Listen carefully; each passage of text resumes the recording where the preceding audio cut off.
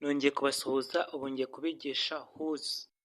Whose igizwe na W, H, O, S na E. Whose. Whose tuyikoresha muri interrogative form turi kubaza.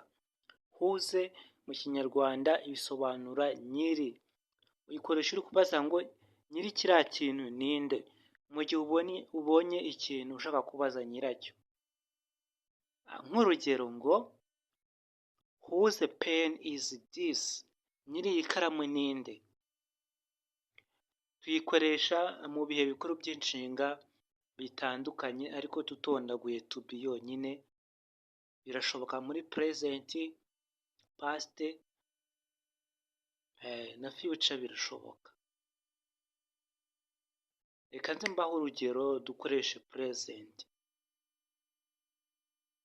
Whose pen is this, nyiri iyi karamu ninde.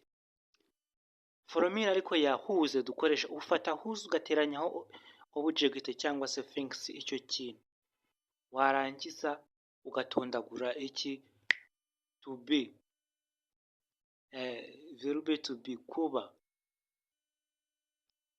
biba bibaye.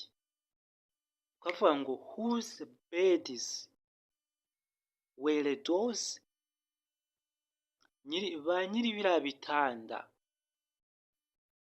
bari bande se, bari bande. Cyangwa se ukavuga ngo whose bed is that, is that, nyiri kiriya gitanda ninde.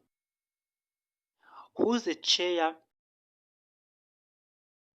chairs were those.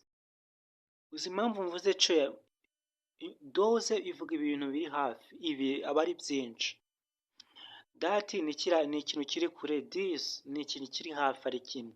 Mu bwinshi bavuga those, biriya biri kure. These ni ibintu byinshi biri hafi yawe. Ndakeka mwumvise whose itakunanira kuyikoresha. Ubaza wanyandikira muri comment. Abakeneye amasomo mukore subscribe, ni ibintu by'agaciro.